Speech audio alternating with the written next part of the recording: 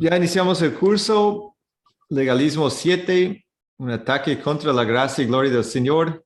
Bienvenidos a todos, saludos en Cristo, gracia y paz a ustedes de parte de nuestro Señor y Salvador. Vamos a la oración para pedir la bendición de Dios en esta clase de esta noche. Oramos. Querido Padre Celestial, manténnos lejos de la hipocresía que caracterizaba la vida espiritual de los fariseos, más bien con corazones sinceros y agradecidos. Permite que reconozcamos con humildad que nuestra salvación no es cuestión de nuestra bondad, sino de tu gracia. Pedimos esto en el nombre de Jesús. Amén. Amén. Amén. El video se trataba de ese tema de las leyes del Antiguo Testamento, el Antiguo Pacto. Yo creo que es un tema que todos tenemos que comprender si vamos a ser líderes en la iglesia. ¿Qué tiene que ver la vida cristiana de nuestros tiempos con la ley del Antiguo Testamento? Seguramente todos ustedes se han encontrado con un cristiano que desde un principio en la conversación arranca con las leyes del Antiguo Testamento, empieza a hablar del día sábado o de ciertas reglas de los alimentos del Antiguo Testamento. Y a veces nos ponemos a pensar, yo creo que cuando era muy joven, pues por la gracia del Señor crecí en la fe, pero hablé con alguien que estaba muy convencido de que hay que seguir toda la Biblia, me decía. Pues no podemos seguir solamente una parte, también hay que seguir el Antiguo Testamento. Y él se presentaba como un cristiano un poco con más conocimiento porque no seguía solamente el Nuevo Testamento, sino también el Antiguo. Y me puse a pensar y analizar y bueno, pues la verdad sí son leyes que están en la Biblia, tenemos que seguirlas. ¿Qué dice Dios al respecto? Así que es bueno tener una respuesta, siempre para responder a los que nos preguntan cuál es la esperanza que tenemos, dice la Escritura. Así que para eso también hay que tener una respuesta de acuerdo con la Biblia, la enseñanza de Dios. ¿Qué dice Dios al cristiano del Nuevo Testamento acerca de las leyes del Antiguo? La primera pregunta sobre el video. Ojalá todos tuvieran la oportunidad de ver el video número 7.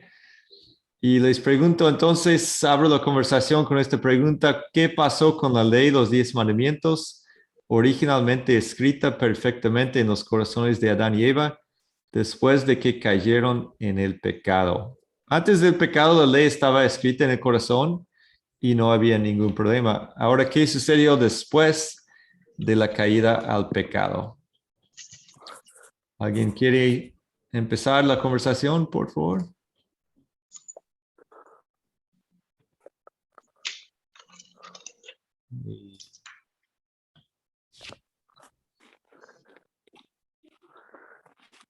Buenas noches, está entrando María Sofía, bienvenida. Fabián, ¿un comentario sobre esa pregunta?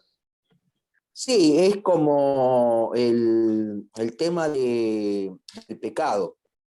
Esto significa para mí entender que el pecado fue oscurecido, quiere decir que fue oscurecido, no fue destruido a causa del pecado de Adán. Destruido significa que no se cortó, que se quedó ahí, se quedó plantado ahí y por la raíz del pecado, y esto siguió. Y desde el tiempo de Adán y Eva hasta Moisés, Dios no dio un registro de la ley, de su ley. Sí, muy correcto, gracias. Así es. Hubo un tiempo desde Adán y Eva hasta los tiempos de Moisés que ya no había ley escrita en el corazón, y ustedes ven qué sucedió en la sociedad hasta los tiempos de Noé. Solo 8 personas en total que seguían con Dios, ¿no? Entonces se iba oscureciendo la conciencia y la ley de Dios. Holman, por favor. Sí, pastor. Dios cuando crea a Adán y Eva, coloca en sus corazones el conocimiento de su ley. ¿Cuál es el conocimiento de su ley? No pecar. ¿Sí? Y eso ellos no lo siguieron, lo incumplieron y eso se viene manifestando hasta el día de hoy. Entonces, vemos la condición, primeramente, sobre nuestros primeros padres. Luego sigue también con el pueblo de Israel, sacado con brazo poderoso de Egipto por parte de Dios. Y eso se viene cumpliendo. Entonces, lo importante es el arrepentimiento y volver nuevamente a los caminos del Señor, ¿cierto? Es muy importante el arrepentimiento, porque si ya se tiene, y como por eso el Señor instituyó en sus 10 mandamientos, también los detalles de las leyes ceremoniales, las leyes civiles, pero lo más importante, tú vas a colocar un orden. Si no hay un orden, pues no hay nada. Ujú. Sí, es correcto. Desde Adán y Eva no tenían nada de qué arrepentirse al principio, pero ya después sí, y desde Adán y Eva todos nosotros, todos los días hay que regresar a los pies de Cristo y pedir perdón y recibir de Él gracia y amor. Es correcto. Entonces la ley sigue en nuestra conciencia, en nuestra mente, en nuestro corazón, solo que ya perdió la perfección, ¿no? Y ya no seguimos la ley perfectamente como antes. Sí, gracias. Aquí dice, los hijos de Adán y Eva y todos después de ellos no nacían a la imagen de Dios como Adán y Eva nacieron a imagen del hombre. Si leemos con cuidado el relato de Génesis, hay un cambio interesante. Adán y Eva son creados a imagen de Dios y luego dice que su hijo nace a imagen de ellos, de Adán, ¿no? Entonces hay un cambio, algo cambia ahí. No es que hayamos perdido la conciencia, pero ya no funciona tan bien como en el principio, en la perfección, y se puede corrompir y se puede dañar, y por eso vemos que el mundo entero se desvió del camino de Dios ya para los tiempos de Noé. Y después también, otra vez, Dios renovó el mundo con la familia de Noé, pero llegando los tiempos de Abraham, había poca fe en el Dios verdadero en el mundo nuevamente. Entonces Dios tuvo que hacer algo y pues eso es lo que vamos a hablar hoy. La humanidad perdió el conocimiento perfecto de los 10 mandamientos, pero retuvo un conocimiento imperfecto. Por ejemplo, sin una Biblia sabemos que no está bien matar, robar, cometer adulterio. Hay algo ahí, pero ya un poco dañado. Segunda pregunta, ¿cuándo y dónde fueron escritos los 10 mandamientos para que todos los leyeron? ¿Cuándo y dónde? Los 10 mandamientos, ¿dónde aparecen en la historia? Aparecen el lugar es en el monte Sinaí, ¿Correcto? en las tablas de Moisés, que Dios le reveló a Moisés. Ujú, Ese sería el lugar ujú. y dónde. Digo, eso es lo mismo. Sí, el monte Sinaí en el desierto, muchas gracias, sí, buena memoria y pues apenas habían salido de Egipto de la esclavitud, llegan unos 2 meses después, llegan al monte Sinaí en el desierto y ahí Dios les da la ley. Ahora son la nación, una nación completa y necesitan la ley de Dios. ¿Y cuándo? ¿Alguien sabe más o menos en qué año? Si lo Bueno, saben. Ajá. bueno, yo para esto hay que conocer un poco la historia de cómo empezó todo. O sea, todo fue a partir o sea, en el monte Sinaí, como habían dicho, Pero bueno, resulta que Dios escogió a Abraham y a sus descendientes que eran hijos de Israel, y bueno, de ahí nacería el Salvador para Israel. Bueno, entonces se estableció el pacto de la promesa que Dios se lo dio a Abraham y Abraham se lo dio a los israelitas.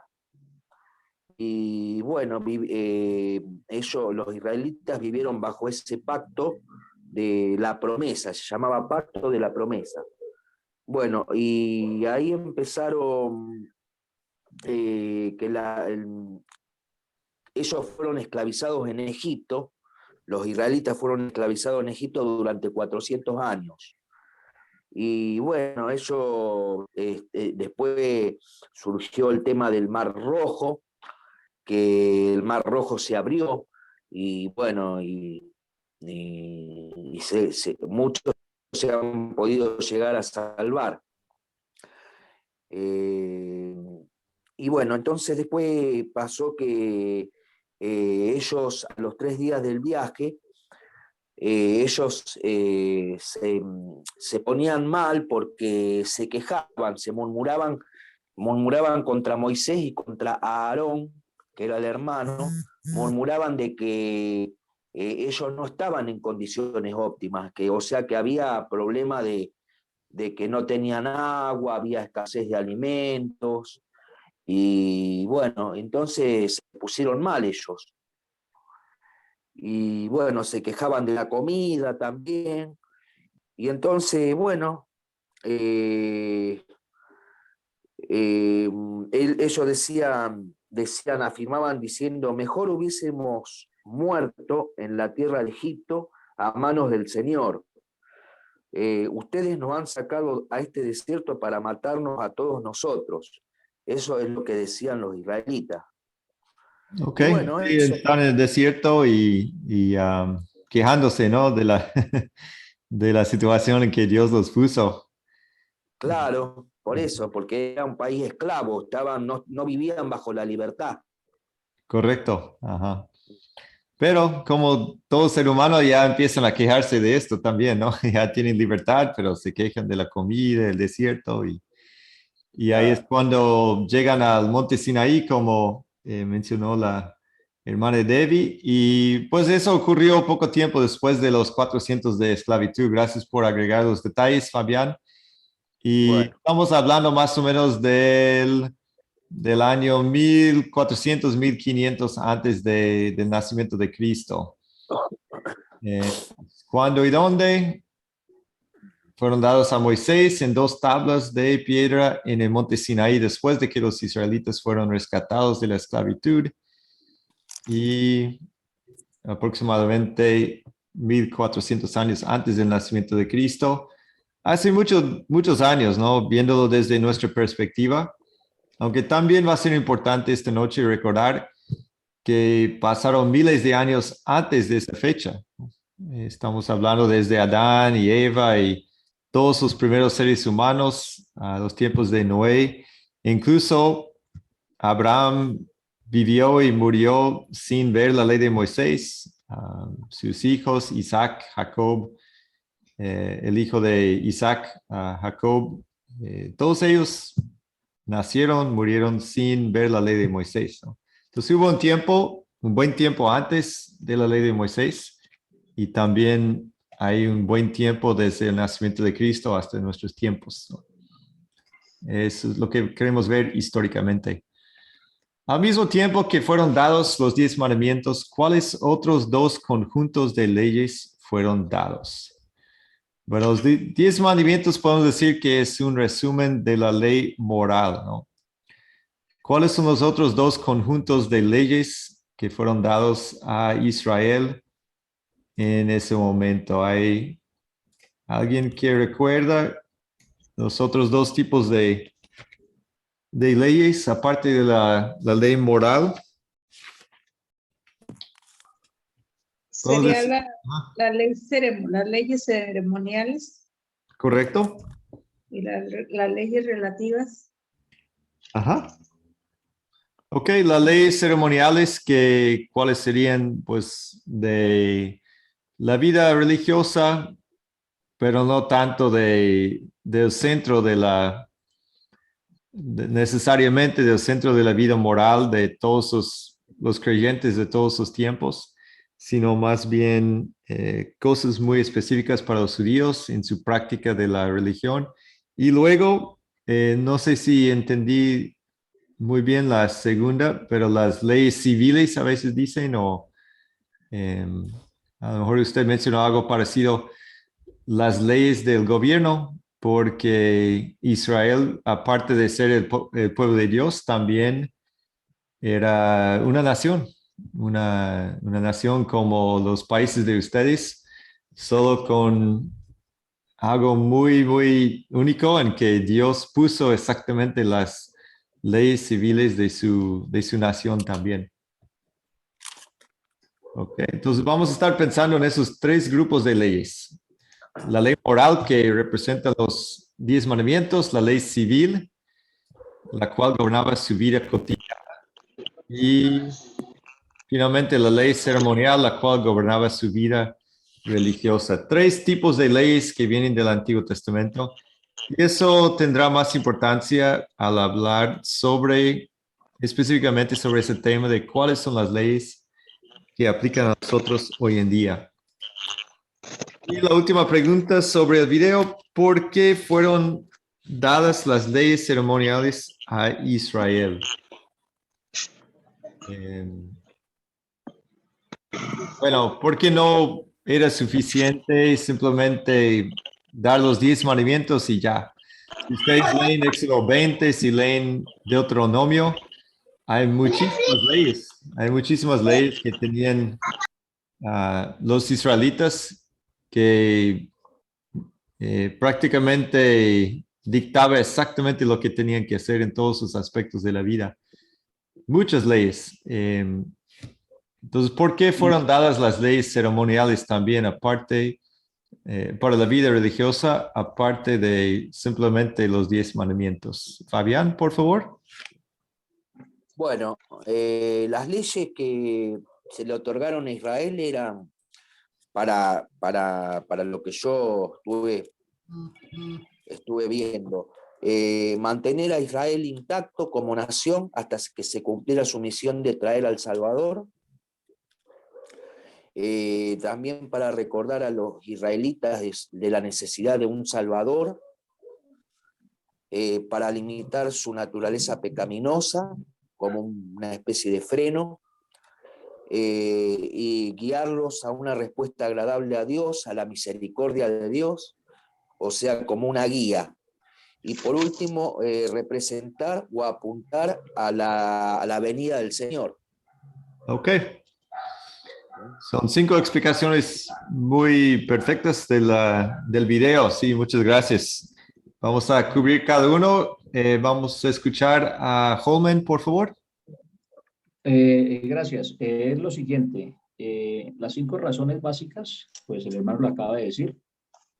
Mantener a Israel, o sea, él debía colocar un orden establecido, una conducta. La conducta es el comportamiento del ser humano en todas las áreas de nuestra vida. Ahí denota en la parte familiar, la parte ministerial, la parte de gobierno y en todo lo que hacemos en la tierra.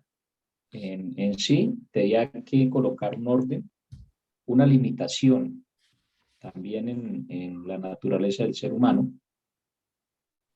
no olvidándonos de la misericordia que tiene Dios de nosotros, ¿cierto? Como un representante, también de que tenemos alguien que nos respalde cuando se hacen las cosas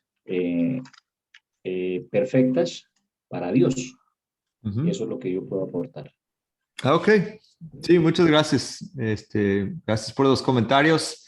Mantener a Israel como una nación aparte, una nación escogida por el Señor para una misión especial de producir el Salvador.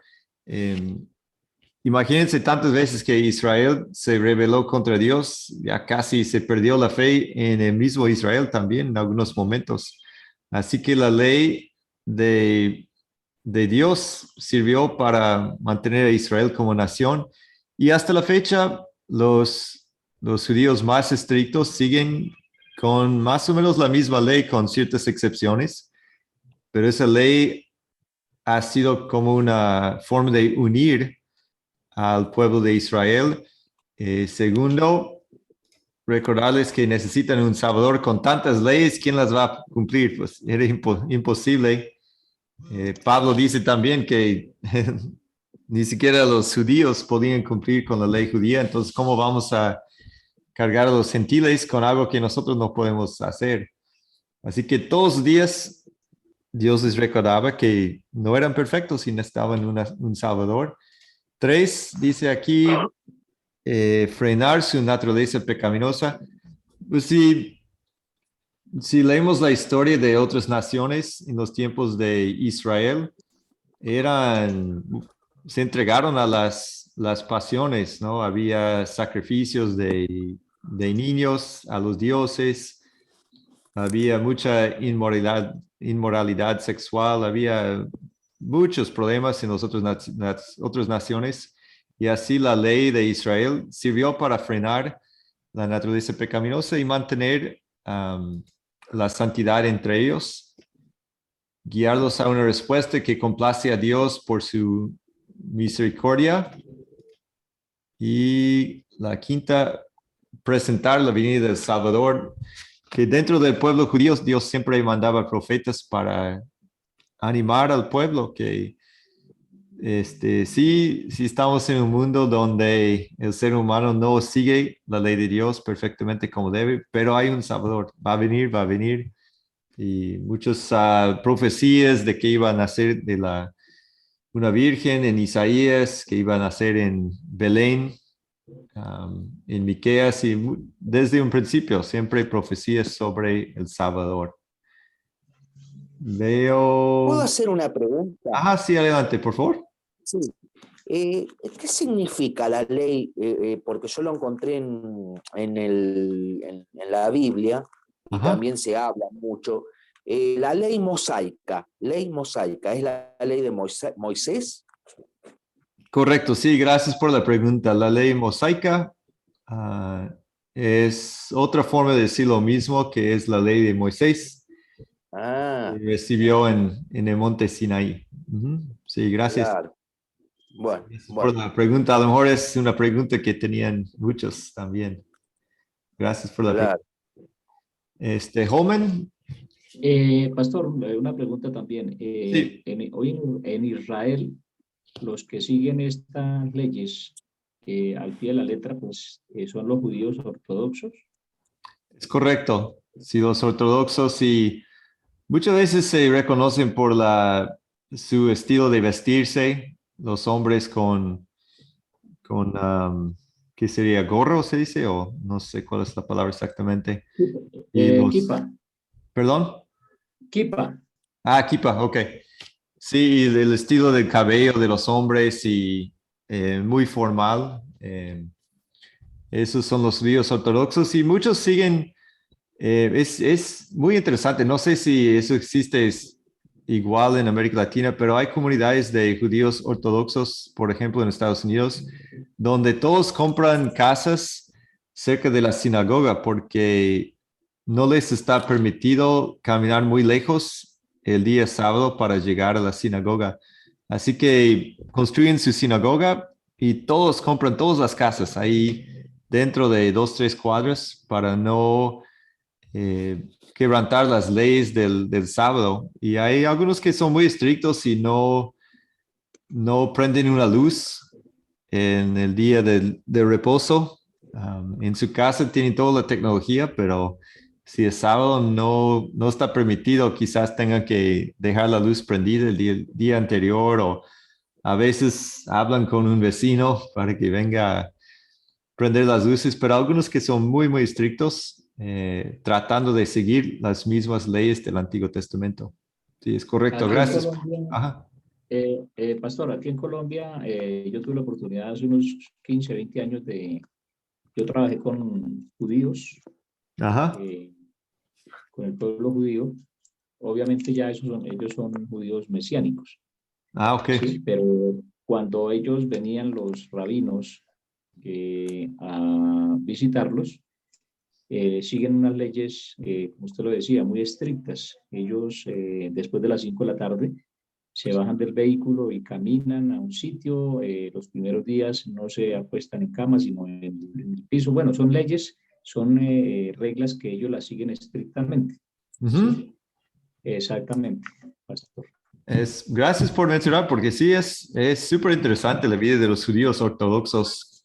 Y sí, eso es como regresar en el tiempo un poco, porque sí hay grupos que siguen estrictamente la ley de Moisés, aparte de los sacrificios, que no existe el templo en su forma del Antiguo Testamento, pero pues incluso hay los que quieren restablecer el templo y los sacrificios, solo que en este momento no es posible.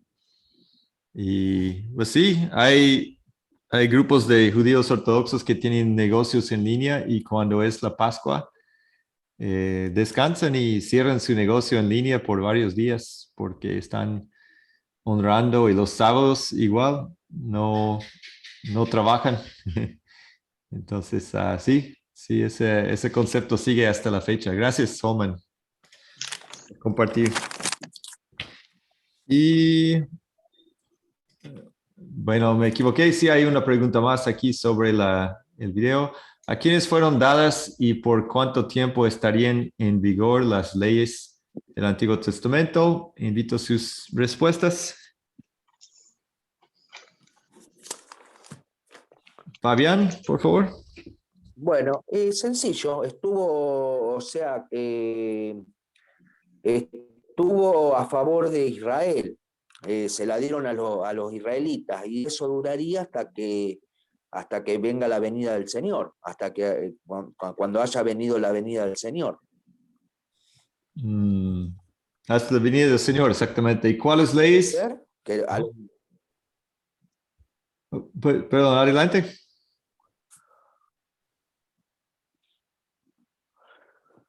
Ajá. Una disculpa, iba a comentar algo más. Ok, no lo escuchamos. Pero bueno, sí, hasta la llegada de Cristo y vamos a ver algunos versículos bíblicos. Solo que vamos a dividir la ley, ¿no? La ley moral, que es de no matar, no robar.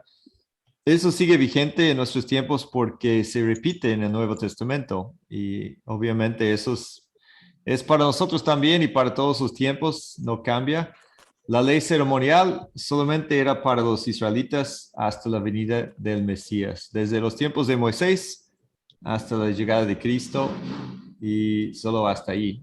Es lo que vemos del Antiguo Testamento.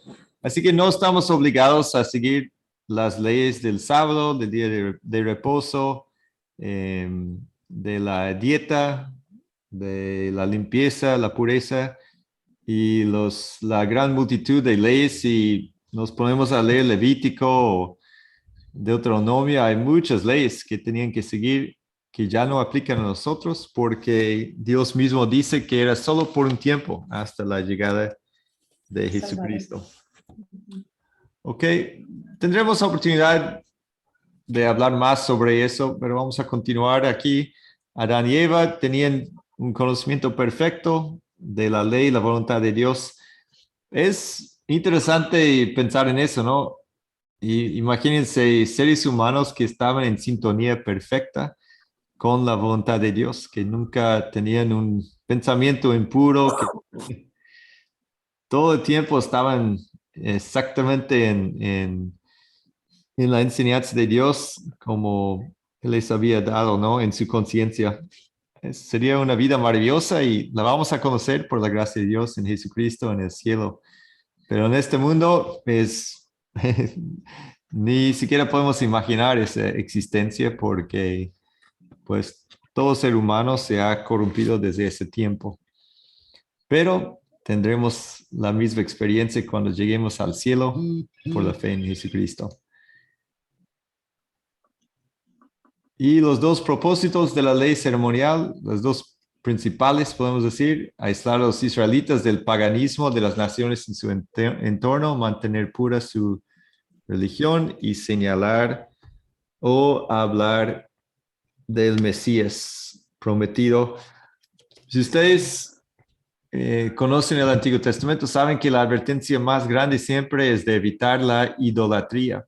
Así que no podían casarse con personas de otras naciones, no por ningún tipo de racismo, sino más bien para mantener pura su religión y su fe. Y pues qué bien que Dios lo hizo así, porque en cada momento en la historia su enseñanza está en peligro de perderse completamente. Como casi sucedió con Noé, ya después también se iba perdiendo. Y con Abraham, pues no sabemos cuántos creyentes había en el mundo, pero muy pocos. Y Dios tuvo que renovar nuevamente la enseñanza, la creencia a través de Abraham y su descendencia, y sobre todo a través de la nación judía, que eran como los mensajeros desde los tiempos de Moisés hasta los tiempos de Jesús, de la profecía pura de Dios para el mundo. Holman, por favor. Esa ley, sí, pastor, esa ley sigue vigente para ellos en el tema de mantener su estatus como pueblo de Israel, o sea, no mezclarse con sangre plebeya, ¿cierto? Uh-huh. Sí, sí, los más estrictos igual siguen evitando pues casarse matrimonio con personas de otras razas y de otras fees, sí. Uh-huh. ¿Pero pregunta o comentario? Perdón. Pregunta. Ok.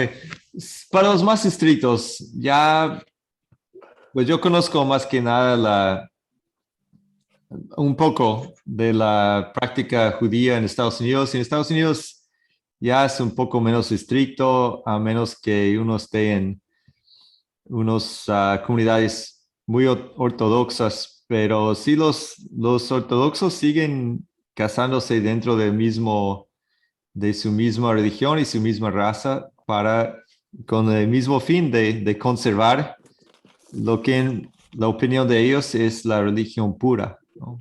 Y sí, eso sigue siendo una práctica entre ellos. Ahora hay muchos judíos que ya no son tan estrictos en la práctica. Hay un señor que nos visita aquí con su esposa, él es judío y se casó con una señora católica. Y él, pues yo le pregunté una vez y él dice, pues está bien, yo voy a la católica o mis hijos también pueden crecer en la católica. Para él no es, bueno, me imagino que sí respeta mucho su herencia y su pasado de su pueblo, pero no, ya llevar a la práctica su religión no es muy importante para él. Ya es como un judío secular, podemos decir. Ahí ya sería, pastor, un judío mesiánico.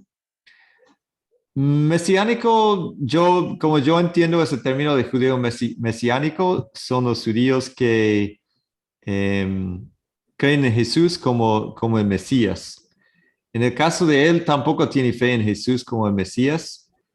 Entonces, prácticamente sería un judío liberal, que existe también. Hay tres grupos de judíos en el mundo: los ortodoxos, que ya se mencionaron, los judíos, creo que se llaman reformados, y los judíos conservadores, posiblemente, no, liberales, creo. Bueno, tendría que revisar los términos, pero lo pueden buscar en internet, que los ortodoxos son los más estrictos, casi como en el Antiguo Testamento. Hay un grupo en medio que trata de practicar su religión, pero no son tan apegados a las tradiciones. Y el grupo más liberal tiene muy poco que ver con su religión, ya se han mezclado con otras creencias, o tal vez sigan un poco de la dieta, o simplemente por costumbre, tal vez recuerden unos festivales judíos, pero ya no es de mucha importancia para ellos. Así que el señor que mencioné, él entra en ese grupo que casi no practica su fe. Sería un judío liberal. En una iglesia, pastor, en una iglesia, si se aplica en este momento, digamos, el Shabbat, no se pertenece al pueblo, o sea, nosotros somos olivos silvestres, pero en el Shabbat, digamos, si se practica en una iglesia normal, no está bien. Es la pregunta. Muy buena pregunta y mi respuesta sería si se practica como una Descanso. práctica, pero no como ley, exactamente como para obligar a la gente a seguir el Antiguo Testamento, sí, porque Pablo dice claramente que no hay que regresar a la ley de Moisés, pero sí es simplemente un estilo o un descanso en cierto día. Sí, yo creo que está muy bien, el sábado está bien y se puede observar. Lo único es, no podemos decirle a otros cristianos que están mal si no hacen la misma práctica, ¿no? Porque ya no No, es una ley, sino simplemente una decisión personal. Ujú. no como imposición. Exactamente, sí. Es una decisión, no mamá, no imposición. Correcto, correcto, sí. Ok. Sí, sí, gracias por la clarificación. Y podemos decir que en ciertos casos hay mucha lógica en las leyes que Dios dio a su pueblo de la limpieza, de la dieta, pues, y está bien si uno decide, pues yo quiero seguir ciertos elementos de la ley de Moisés, pues está bien, ¿no? Hacer sacrificios de animales no lo recomiendo tanto, pues, porque pues eso va a confundir a muchos en cuanto al sacrificio de Cristo, pero en otros aspectos del día de reposo, pues ya en nuestros tiempos la gente no quiere descansar, solamente trabajar y ganar dinero, pues sí es bueno descansar y tomar el ejemplo de que Dios dio a su pueblo de que no todo es trabajar y dinero y esas cosas. Apartar un día completo para el Señor es excelente, muy buena práctica. Y incluso vamos a hablar sobre el diezmo. El diezmo puede ser una buena forma de guiar nuestras ofrendas, ya no como imposición, pero también puede ser, son cosas que podemos mantener en mente que ah, posiblemente sean buenos guías hasta en nuestros tiempos, solo de evitar la imposición. Muy, muy buena forma de explicarlo. Gracias. Pastor, el diezmo limita. Perdón, Una pregunta, ¿el diezmo limita? limita. Porque sí, el diezmo limita. Pues hay empresas a nivel mundial que Ajá, dan 20, 30, etcétera. Sí, bueno, sí. no nombro empresas que uno conoce, Ujú. pero el diezmo sí limita, pero es una guía, un espejo para una ofrenda Sí, a mí me especial. encanta. Oh, perdón, adelante. Sí, o sea, limita y sirve como un espejo, ¿para qué? Para una ofrenda especial, que puede ser más por encima del diezmo. Ujú. Sí, sí, yo creo que, ajá, el diezmo ya no es ley para nosotros en el Nuevo Testamento, pero es una buena forma de empezar y pensar, bueno, si Dios pidió 10%, a lo mejor nosotros también es una buena forma, pero si entendí correctamente, también nos puede limitar en pensar que, bueno, ya di 10%, estoy bien. Pues hay personas que pueden dar más, 20%, 30%. No hay que limitarnos a un 10%. Si Dios nos ha bendecido mucho en una semana o en la vida en general, pues vamos a dar más. Vamos a dar todo lo que tenemos para apoyar la obra del Señor en esta Ahí tierra. es donde entra, pastor, ahí es donde entra el legalismo. Muy correcto. Ahí es donde entra el legalismo. No sé en Chile, no sé en Estados Unidos, no sé en Venezuela, pero cuando es una imposición, ahí entra en acción el legalismo, creo yo, Así es. Muy porque quita la correcto. gracia del Señor, porque quita la gracia del Señor. Así es. Muy, muy buena observación. Así es. Es cuando se impone de parte de los líderes hacia la gente es cuando está mal. Debería ser una decisión personal del dador alegre, ¿no? A Dios le agrada el dador alegre y cada uno debe dar lo que haya decidido en su corazón. Así que la ofrenda del Nuevo Testamento es de dar todo lo que puedes hacer. Si, si una semana estás, pues no ganaste nada y hay una emergencia de salud y pues en realidad no puedes dar mucho, pues está bien, no es un pecado, no es ningún pecado. Pero también cuando Dios bendice, no vamos a olvidar que no nos limita al diezmo, podemos dar mucho más. Dios nos da una bendición enorme y pues vamos a dar 50% si podemos, ¿no?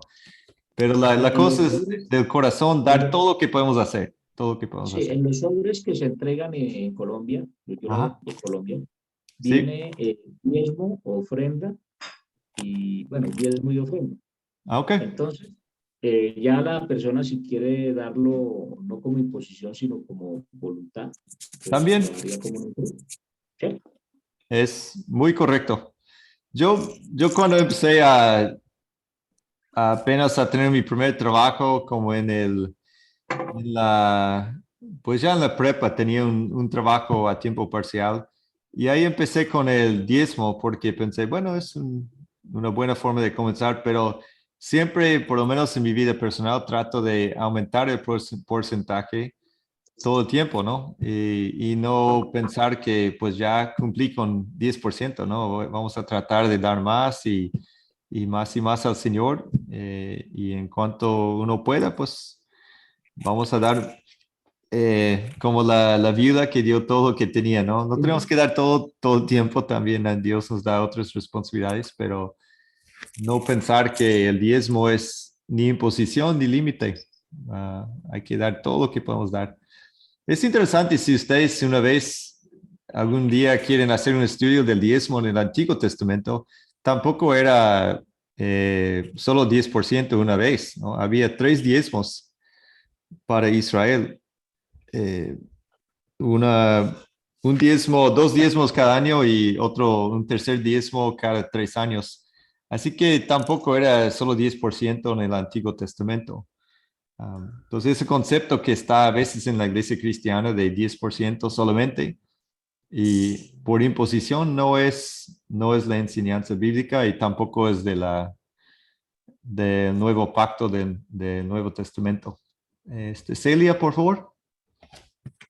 Mire, a lo mejor vamos a salir un poquitín del tema que se está hablando, pero como se habló de diezmo, quiero hacerle una consulta a usted, una pregunta. Sí, adelante. ¿El, die- el diezmo es para la iglesia, ¿cierto? ¿No para el pastor? Correcto O la también. persona, porque hay iglesias que le pasan un sobre a uno y ese sobre lo recibe el pastor y por lo tanto el pastor ministra esa plata para él, aunque él dice que igual muchas veces igual da un porcentaje a la iglesia, pero lo que pasa, mi pregunta es que no es bíblico, ¿cierto?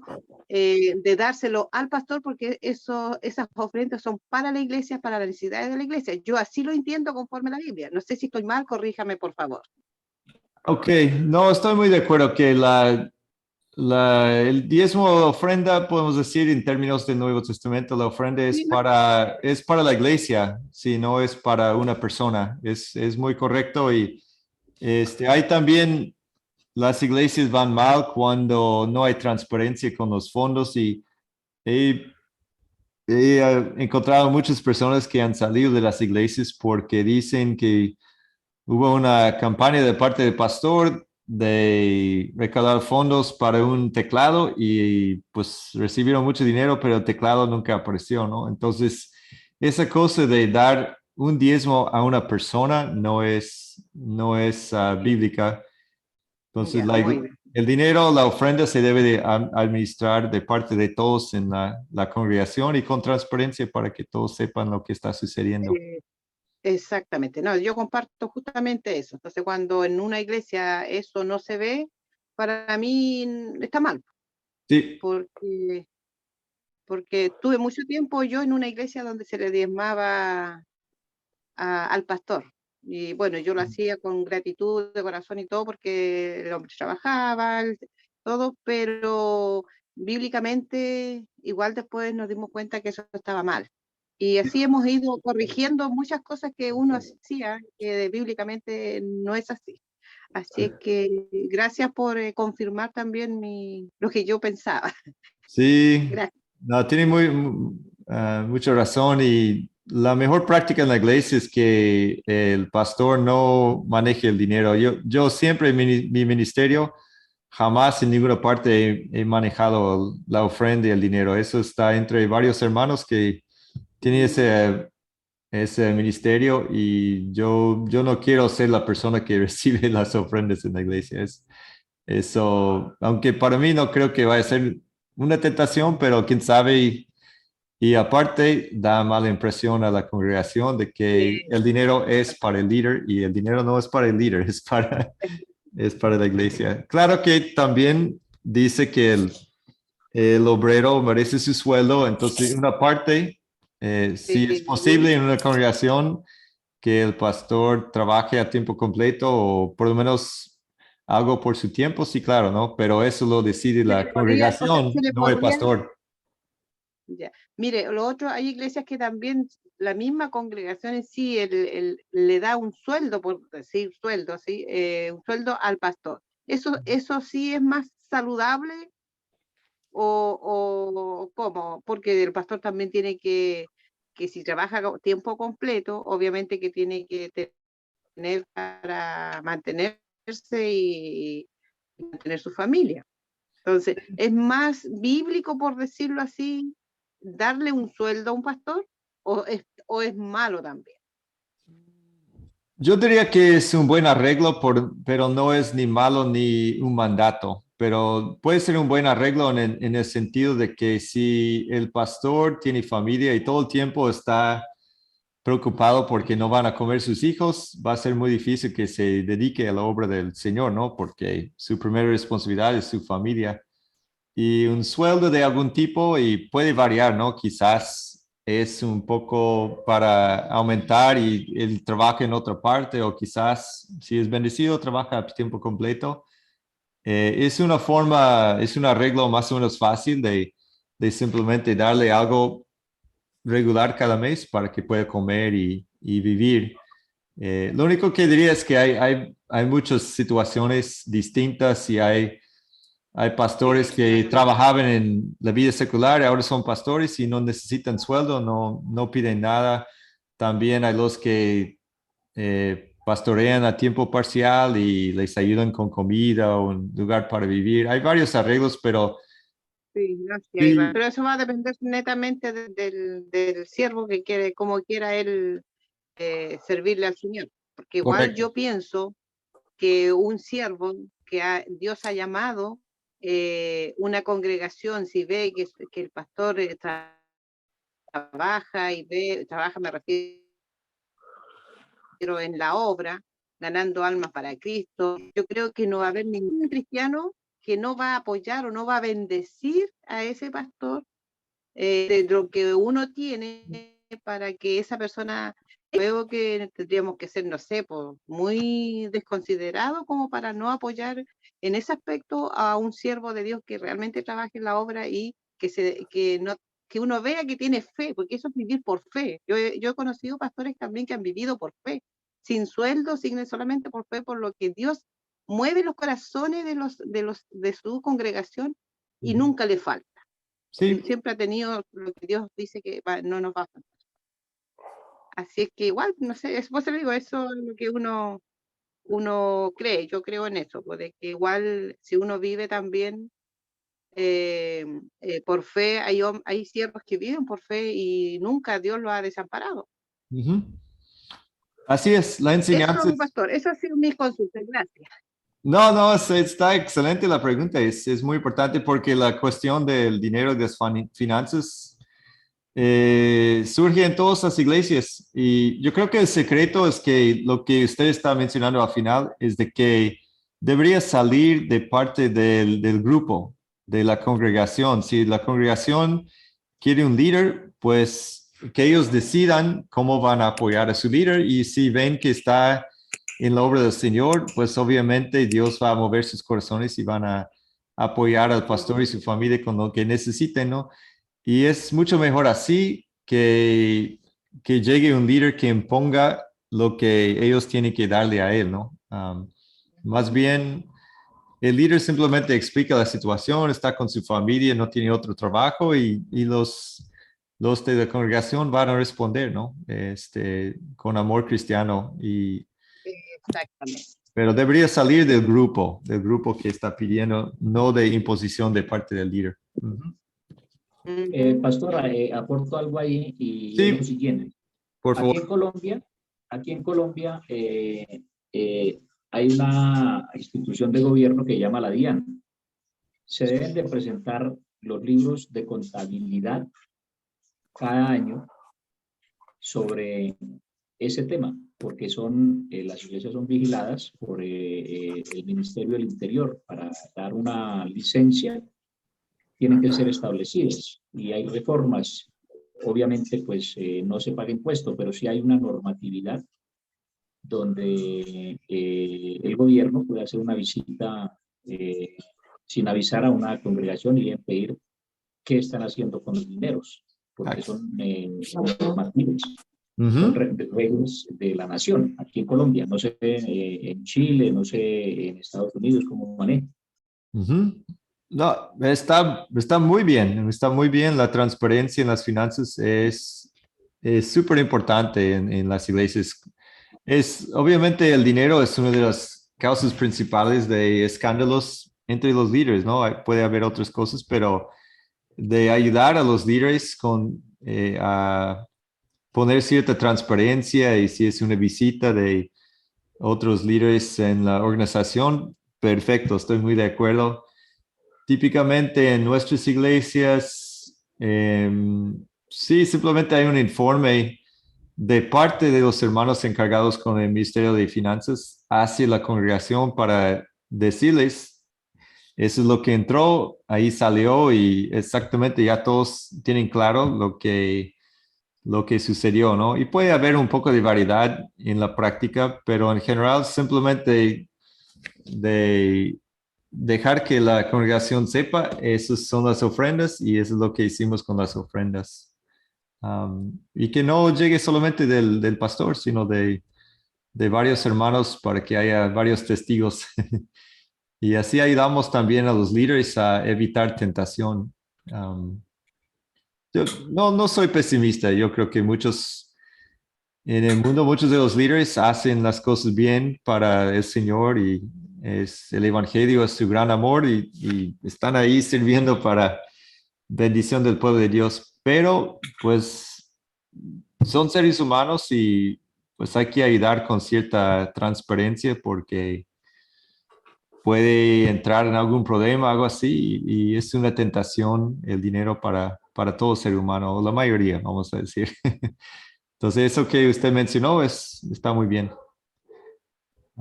Y tener cierta transparencia interna en la misma congregación también es muy importante. Ganar la confianza de la gente y cuando la gente ve que hay transparencia también van a querer dar más porque saben que va a lo que es realmente que es la predicación del evangelio y el apoyo para los que están llevando a cabo el ministerio ahí. Muchas gracias por los comentarios. No, a mí me encanta hablar de esos temas porque son muy prácticos y tiene que ver con el tema también. Bueno, las últimas preguntas aquí. Estamos en la pregunta de profundizarnos. ¿Cómo señalaba al Mesías prometido la ley ceremonial? ¿Dónde vemos al Mesías en la ley de Moisés?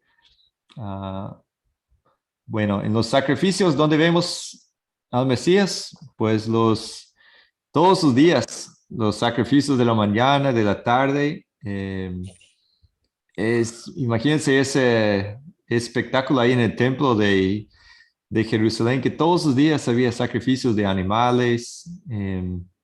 Todos los días los judíos tenían un mensaje vívido de que algún día va a llegar el Cordero de Dios que va a quitar el pecado del mundo. Con su sangre va a ganar la redención. Para nosotros en nuestros tiempos es quizás parece una práctica un poco difícil, ¿no? Por los animales, pero en esos tiempos eran otros tiempos y aparte tenía su propósito de siempre recordarle al pueblo que se necesita un sacrificio por los pecados del mundo, pero no son suficientes porque todos los días se ofrecen y el pueblo estaba en espera del día en que iba a llegar el gran Mesías para hacer el sacrificio una vez por todas, como dice Hebreos. Y también vemos algo de Mesías en el día de reposo, que en Hebreos vemos que es una sombra del descanso que tendremos en Cristo, la paz en nuestra alma aquí, pero sobre todas las cosas, la paz y descanso que tendremos en el cielo. Aquí pasamos por dificultades y tribulaciones porque Jesús mismo dice que va a pasar en este mundo, tendrán dificultades, le dijo a sus discípulos. Entonces, vamos a tener ciertas dificultades luchando contra los ataques de Satanás en el mundo, pero vendrá el descanso también. Y el sábado es un buen recordatorio de esto, de que vamos a descansar algún día de nuestras labores y vamos a estar en la paz perfecta del Señor. Entonces, el Mesías también está en la ley de Moisés, una cosa que a veces olvidamos. Y también nos recuerda que hay gracia en el Antiguo Testamento. Bueno, aquí hay más ejemplos del Mesías en la ley de Moisés, pero quería destacar ese punto de que hay gracia en el Antiguo Testamento también. A veces tenemos el concepto equivocado que el Antiguo Testamento es solamente ley y el Nuevo es solamente gracia, pero hay ley y hay gracia en ambos testamentos. En el Antiguo Testamento hay mucho sobre la ley porque Dios estaba cuidando a su pueblo hasta el nacimiento de Cristo, pero también hay gracia en la promesa de perdón, en la promesa de misericordia, simplemente la gracia de no abandonar a su pueblo Israel por tantas rebeliones, sino que de seguir fiel a ellos hasta el nacimiento de su hijo y la promesa de Mesías. Entonces hay gracia y hay leyes en el Nuevo Testamento. Ama a tu prójimo como a ti mismo es una ley y se repite en el Nuevo Testamento. Así que hay una combinación de las dos enseñanzas, tanto en el Antiguo como en el Nuevo Testamento. También en la ley ceremonial dice, sin derramamiento de sangre no hay perdón. Y en el Nuevo Testamento vemos que la sangre de Jesús, su Hijo, nos limpia de todo pecado. También de la ley de Moisés y la Pascua. El gran momento de la Pascua, liberación de la esclavitud. Jesús es nuestro Cordero Pascual que nos da libertad de la muerte eterna en el infierno. Así que toda la ley de Moisés apunta a Jesús y la venida del Mesías. Y segunda pregunta, ¿cuáles son algunas de las reglas que diferentes iglesias demandan de sus miembros, exigen de sus miembros basadas en la ley ceremonial del Antiguo Testamento?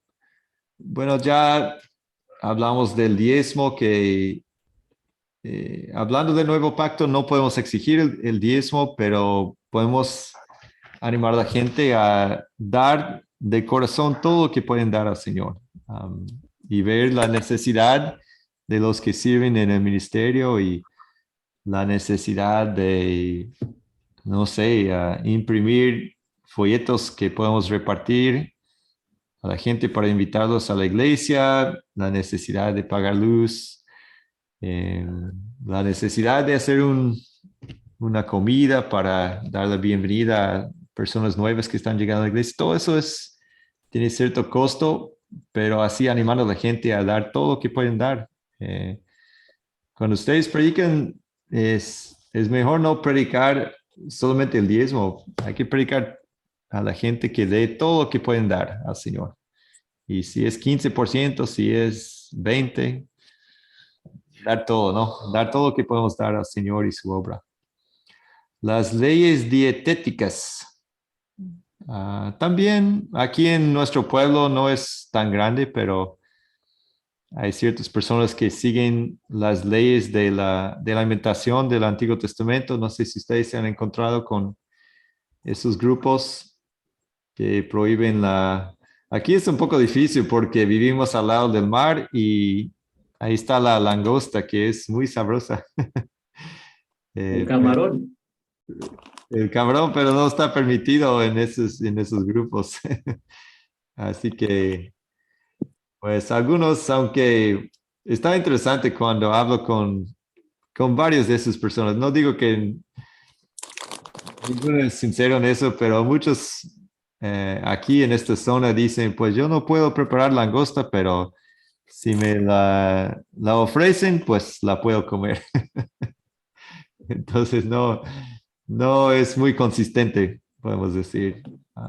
Bienvenida sea. Sí, exactamente. Y dicen lo mismo con carne de puerco y bueno, no la preparo en mi casa, pero si me invitan, pues tengo que aceptar.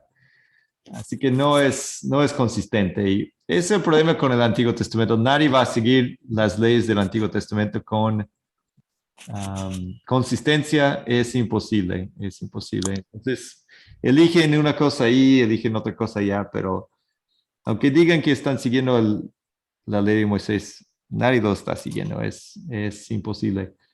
Si vamos a seguir el Antiguo Testamento, hay que eliminar a la gente que no observe el sábado estrictamente, ¿no? Porque eso era la ley en ese tiempo.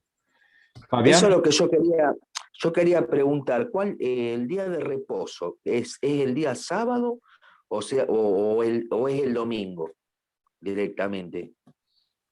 Es una buena pregunta y vamos a hablar un poco de Colosenses 2 en un momento y dice que ya no podemos juzgar de acuerdo con el día de reposo, entre otras cosas, los días de festival religioso. Así que ya no hay un día específico. En el Antiguo Testamento sí era sábado para los judíos, lo que corresponde al sábado para nosotros. Prácticamente porque empezaba el viernes en la tarde, pero bueno, prácticamente el sábado. Ahora la iglesia cristiana en el Nuevo Testamento tiene la costumbre de celebrar los domingos, más que nada porque Jesús resucitó en un domingo. También Domingo. está bien, ajá. Pero lo más importante es no limitarnos a un día en particular.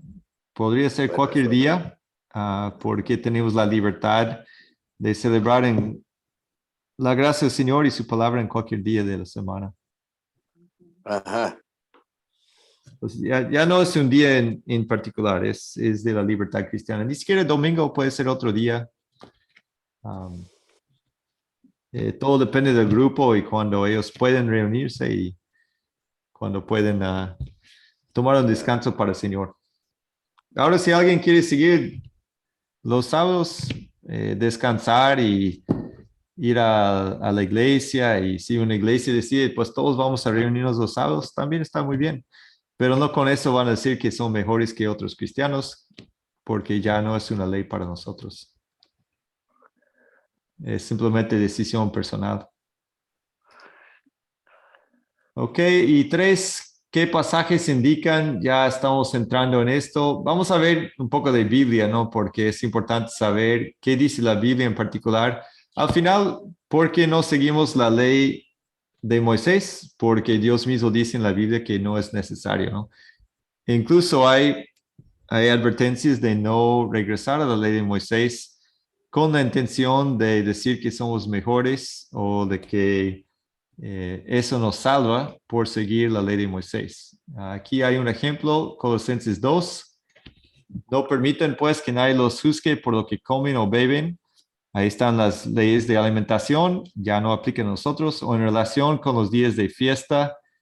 Fiesta, sí, estamos hablando de festival religioso, de luna nueva, o los días de reposo. Así que ya no vamos a juzgar si Si los hermanos aquí quieren reunirse los miércoles, perfecto. Eso es un día para el Señor, ¿no?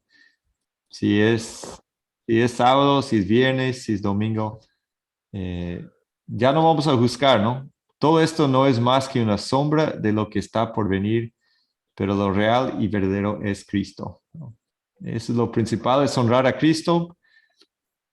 Romanos también dice que si uno considera más importante un día que el otro, perfecto, está muy bien. Si alguien come de todo, come para el Señor. Si no come, no come para el Señor. Pues la comida y el día ya no son lo principal.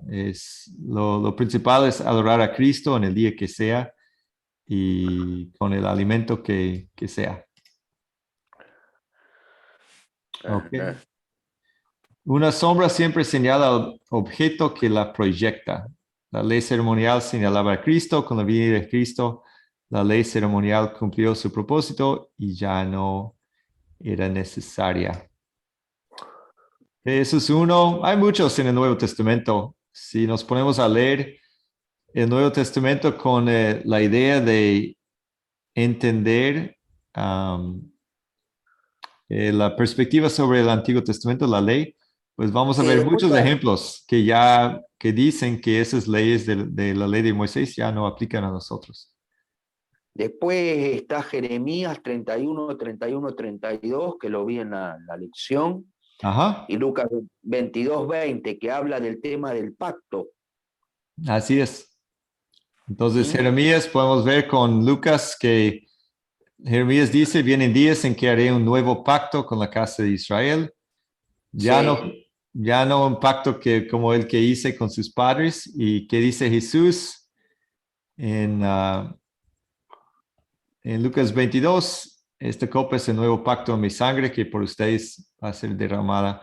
Así que Jesús establece el nuevo pacto el día antes de su muerte y en realidad con toda su enseñanza y muerte y resurrección para nosotros. Es un nuevo pacto. De ahí viene el concepto del Antiguo Testamento o pacto y el Nuevo Testamento o pacto. También en su tiempo libre, si quieren anotar, hay muchos versículos, ¿no? Pero aquí hay algunos más. Gálatas dice que la ley de Moisés servía de tutor para nosotros o un guía. Hay varias traducciones para llevarnos a Cristo, pero ya con la llegada de Cristo no es necesario, ¿no? Es como pensar en un niño que necesita a alguien mayor para guiarlo por un tiempo, pero ya llega a la edad adulta y no necesita una persona ahí para llevarlo a la tienda o a la escuela o a cualquier lugar, sino que ya es un adulto, ¿no? Y podemos pensar en la ley de esa manera también. La ley era solamente como en ese tiempo, desde Moisés hasta Cristo, pero no antes y no después tampoco. Hechos 10 es la visión de Pedro y Dios le muestra una sábana con muchos animales puros y impuros y Dios dice, come, mata y come, y Pedro dice, no, Pedro es un buen judío y dice, no, yo no he comido nada impuro. ¿Y qué dice Dios? No llames impuro lo que Dios ha creado, ¿no? Pues ahí está cambiando las leyes de los animales puros y impuros del Antiguo Testamento, que sí existían en el Antiguo, pero Dios dice, ya estamos en el nuevo pacto, Pedro, ya tú puedes comer de todo. Claro. Ya cambió la cosa. Y Marcos 7, los fariseos critican a los discípulos de Jesús por no lavarse las manos antes de comer. ¿Y qué dice Jesucristo? Nada de lo que viene de afuera contamina a la persona, más bien lo que sale de la persona. Así que las leyes de pureza, de limpieza, que son muy extensas en el Antiguo Testamento, tampoco aplican a nosotros en nuestros tiempos. Y hay muchos más. De Romanos 14 también habla de la libertad cristiana. La decisión del concilio en Jerusalén en Hechos 15 dice, no, pues no tienen que seguir los gentiles no tienen que seguir la ley Moisés, solo por respeto, traten de honrar esas 4 reglas para no ofender a los judíos. Pues hay muchas enseñanzas muy claras en el Nuevo Testamento que la ley de Moisés ya no es para nosotros. Ok, ¿alguna pregunta final? Creo que hemos llegado a nuestro tiempo para esta noche. Agradezco mucho las preguntas y comentarios de todos. Yo creo que, como siempre digo, esos temas no son solamente teorías, sino que afectan la fe de muchas personas y como ustedes han comentado, a veces una mala aplicación de la ley o del Antiguo Testamento puede incluso lastimar la fe de un hermano o hermana en Cristo o confundir a la persona.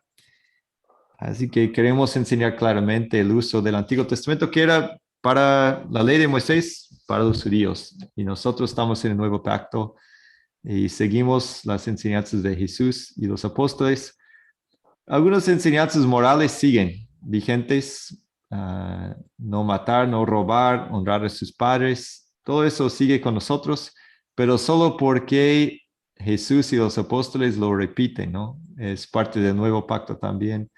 Pero en gran parte ya Dios no nos da 1000 leyes para casi tratarnos como niños, ¿no? Sino que nos da libertad de adultos en el conocimiento de Jesucristo, de vivir para Él, porque sale de nuestro corazón.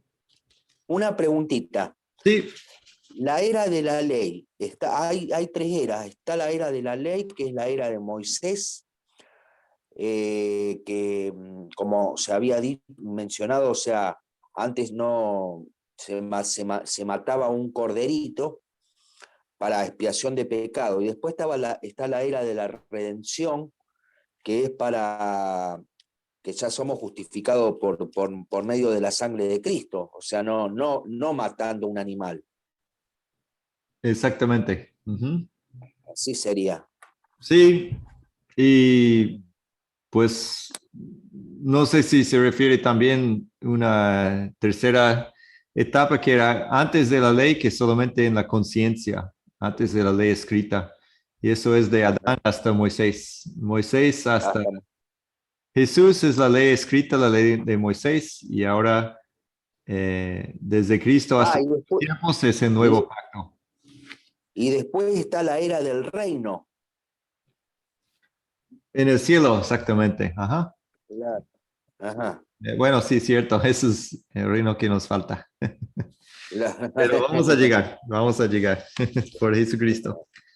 Bueno, nuevamente, muchas gracias a todos. Si desean repasar algo, la grabación va a estar en internet. No estoy seguro si sale esta noche o mañana.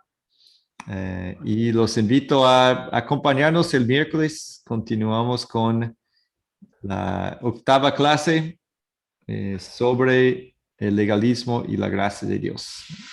Vamos a la oración. Bueno. Señor Jesús, tú eres Rey de Reyes y Señor de Señores. En tu sabiduría nos diriges de acuerdo con las enseñanzas que tienes para cada etapa de la historia. Desde los tiempos de Adán, cuando la humanidad perdió la inocencia, vemos que permitiste a la humanidad seguir sus propios pasos, pero luego para conservar la verdadera enseñanza, elegiste a Abraham y el pueblo judío para ser los mensajeros de la verdad que tienes para todos nosotros. Te damos gracias, Señor, por la nación judía, un grupo muy especial cerca de tu corazón por muchos siglos. Pero, Señor, sabemos que ahora en Nuevo Israel somos nosotros. Todos los que tenemos fe en Jesucristo somos descendientes de Abraham y ahora vivimos en el nuevo pacto gracias a las enseñanzas de Jesús y los apóstoles. Ayúdanos a reflejar en nuestra enseñanza y en nuestra predicación de que somos miembros del nuevo pacto por tu gracia, Señor, y así enseñar correctamente tu palabra para nosotros. Bendice a este grupo del curso de legalismo. Bendice a todos los que asisten y todos los que deseen crecer en su fe en el mundo entero para bendición de muchas almas. En el nombre de Jesús lo pedimos. Amén. Amén. Amén. Amén. Amén. Buenas Amén, noches. amén. Buenas noches a todos. Buenas noches a todos, bendiciones.